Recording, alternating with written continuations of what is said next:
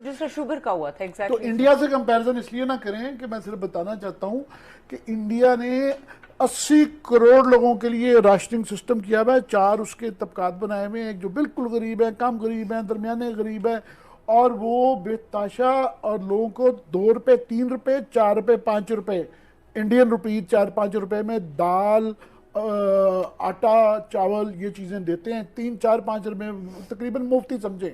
और ये कोविड के दौरान मई जून में उन्होंने 5 किलो आटा और 5 किलो चावल जो ले जाना चाहता है मुफ्त दिया है पूरे इंडिया को। 80 करोड़ को, 1.25 अरब की आबादी में से 80 करोड़ को भी ये सब्सिडी दी। राम राम मित्रों, आप सभी का हार्दिक स्वागत है आपके अपने चैनल द हिंदुस्तानी कल्चर में। और आज हम आप सभी के लिए एक ज़बरदस्त वीडियो लेकर आए हैं जो आप सभी के लिए बहुत ही ज्ञानवर्धक साबित होगा। तो आप वीडियो में अंत तक बने रहिए और वीडियो को लाइक एंड शेयर अवश्य करें और चैनल को सब्सक्राइब करें, जिससे कि आप भी द हिंदुस्तानी कल्चर का हिस्सा बनिए। इस वीडियो का ओरिजिनल लिंक भी आपको डिस्क्रिप्शन में मिल जाएगा। तो चलिए वीडियो को स्टार्ट कर लेते हैं। एक हाँ, वो नहीं, $2 अरब तो लाने थे ना। वो तो मेरे भाई मुराद सईद साहब ने कहा कि $2 अरब आएंगे, एक हम खर्च लेंगे, दूसरा IMF के मुंह पे मारेंगे। वो एक हाँ, वो एक तस्वीर चल रही थी कि IMF के जो पिछला कंट्री हेड, दुनिया का हेड है, उसके 3 दांत टूटे हुए थे। तो नीचे लिखा हुआ था ये मुराद सईद साहब ने जो $1 अरब मुंह पे मारा है, उससे इसके दांत टूट गए। तो बेसिक विजन को, आपके दिमाग को, आपकी सोच को सलाम कि आपने मुझसे इस हुकूमत के बारे में पूछा है कि वो इस फैसले पर कंफ्यूजन का शिकार क्यों है। मैंने तो पहले कह दिया, ये तो हर फैसले पर कंफ्यूजन का शिकार है। बात यह है कि अल्हम्दुलिल्लाह 3.25 सालों में इस हुकूमत ने कोई एक फैसला जो बर वक्त किया हो, कंफ्यूजन के बगैर किया हो, डिले ना किया हो, या एक छोटे से मसले को बुहरान बनाकर ना पेश किया हो, और कोई मुझे फैसला दिखा दें, खा वो पहले दिन से इमरान खान साहब के पहली स्पीच से शुरू कर लें, और ये आज जो उन्होंने स्पीच फरमाई जिसमें एक फिक्रा अभी तक मेरे ज़हन में अटका हुआ। इमरान खान साहब ने फिर आज मगरब की रियासत मदीना की मिसाल देकर फिर मगरब की मिसाल दी और फरमाया कि वहां तो कोई इल्ज़ाम लग जाए तो वुज़रा घर चले जाते हैं। अब इमरान खान साहब को कौन बताए कि मस्तूआत की कीमतों में इजाफे पर PTI हुकूमत पर सख्त तनकीद की है। एक शहरी ने कहा कि हमें एक ही बार जहर दे दो। शहरियों की दुहाई आपको सुनवाते हैं।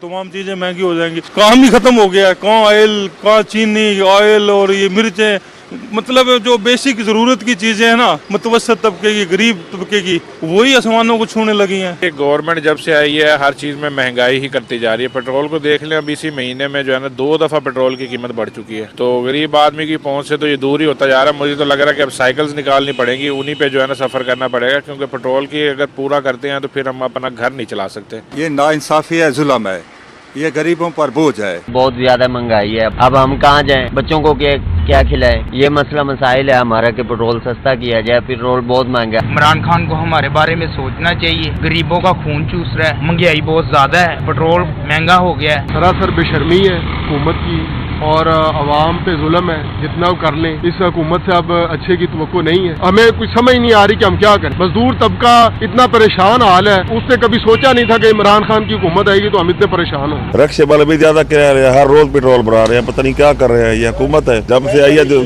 जीना हराम किया हुआ है अवाम का। हम क्या कर सकते हैं? अब जिनके अख्तियार में होता है वो तो कुछ करते नहीं है, हमारा अख्तियार कुछ नहीं है, अब भुगतेंगे ऐसे। फिर बढ़ गई है, ये बहुत तंग है, रोजी की भी तंग है। गरीब आदमी है, बच्चे पालू या पेट्रोल पवाऊं, जितने महंगाई थी ये सारी हालात बहुत खराब है। इतने हम कमाते भी नहीं है जितना हम पेट्रोल डलवा लेते हैं। तब्दीली आई है, पता नहीं है तब्दीली कैसे तब्दीली आई है, हमें तो कुछ समझ नहीं आ रही। हर चीज में महंगाई, हर चीज में महंगाई। जी बिल्कुल है कि पहला तो सबसे बड़ा कि ये प्राइम मिनिस्टर को जो है ना, एक तो ये जो खुदा के लिए जो तकरीर शुरू कर देते हैं ना, वो पिछली हुकूमत के और दुनिया का लेक्चर समझाने चाहते हैं कि दुनिया में क्या हो रहा है। लोग हर मुल्क के सब में यही है, हर एक को अपना अवाम है, वोटर नज़र आ रहा है। सो लोग इंटरेस्टेड नहीं है। लोग कहते हैं गवर्नमेंटों का काम होता है सोल्यूशन देना। तो ये टेप अब थोड़ी सी एक तो खुदा के लिए रोक दें।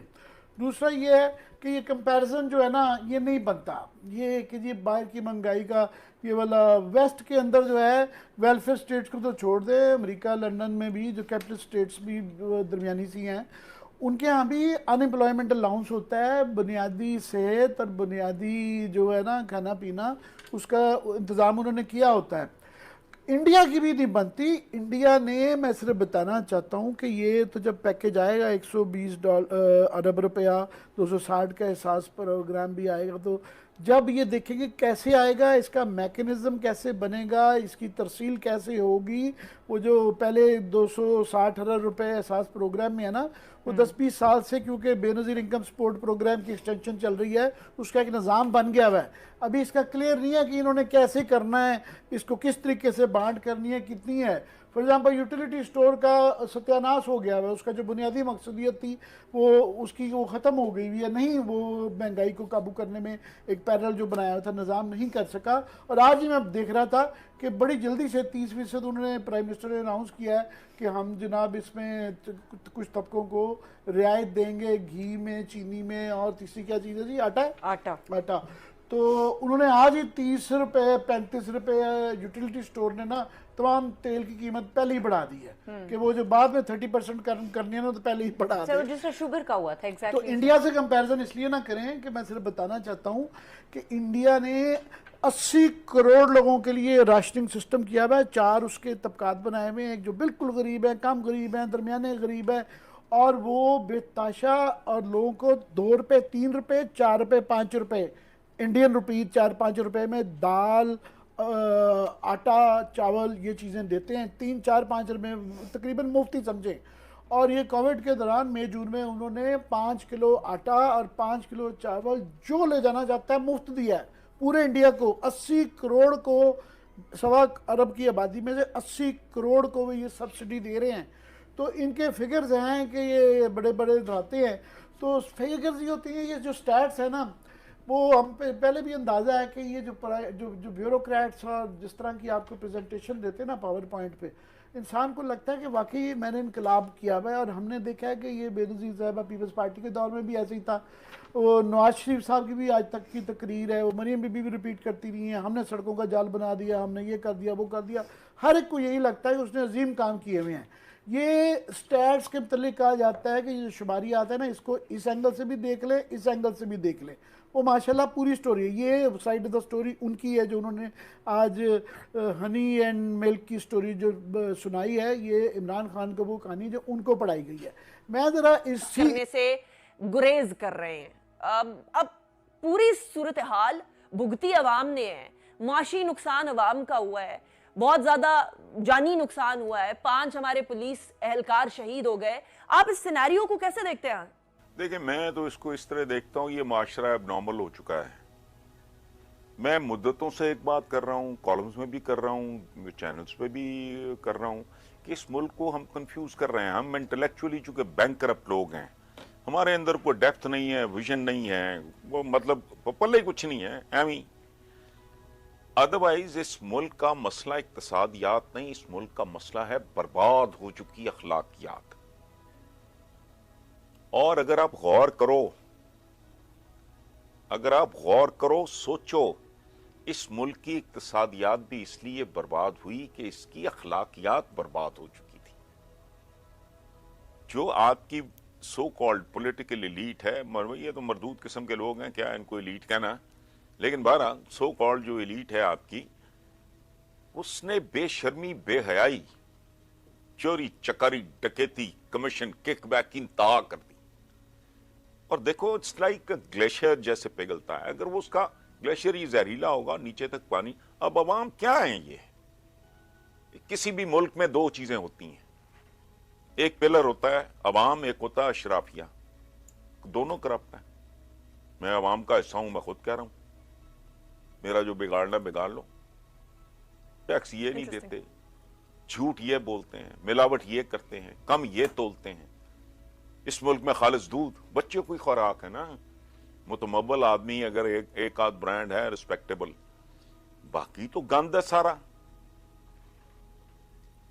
पेशावर गवाह हैं आपकी अदालतों, रिश्वत के बगैर के देखो, बच्चा पैदा होता है, उसके कानों में अजाने देते हैं, उसका बर्थ सर्टिफिकेट लेने के लिए उसी बच्चे का रिश्वत देते हैं। घर का कोई बड़ा मर जाए, कोई और मर जाए, उसके लिए नमाज जनाजा क्या होती है? दुआ होती है। उसके लिए दुआ करते हैं, फिर उसका डेथ सर्टिफिकेट ले जाने के लिए किसी बदबख्त को, लानती को रिश्वत देते हैं। कि पूरा मुल्क रिश्वत पे चल रहा है। मुझे सिर्फ ये समझा दो, आप समझाओ, 22वें ग्रेड के अफसर को आप 40 कनाल का घर दो, 40 बेलदार दो, 40 गाड़ियां दो, टेक होम उसका क्या है? 3 बच्चे नहीं पढ़ा सकता वो ढंग के स्कूल में। ये मैं 22वें ग्रेड के अफसर की बात कर रहा हूं। वो कैसे चला रहा है ये सारा निजाम? या उसके इन लॉज बहुत ताकतवर हैं, या उसका फैमिली बैकग्राउंड। और अगर ये नहीं है तो कैसे हो रहा है? मुझे बताओ आप। वही तरीका हसन निसार साहब जिसके अगेंस्ट खान साहब आवाज भी बुलंद करके आए थे, करप्शन। वही है ना, ये इसमें कोई मतलब ये कि जी ठीक हो जाए, इसका क्या ठीक करोगे आप? इस निजाम के होते हुए ये मुल्क ट्रैक पे नहीं आ सकता। मुझे 28 साल 29 साल हो गए लिखते हुए एक जुमला मैं रिपीट करता हूं, इस पूरे निजाम को तेजाब से गुसल दो अगर इसकी गलाजत साफ करनी है, वरना लगे रहो। हसन निसार साहब, जमहूरियत ले आओ, आमरियत ले आओ, जो करना है कर लो। राइट, हसन निसार साहब, थैंक यू।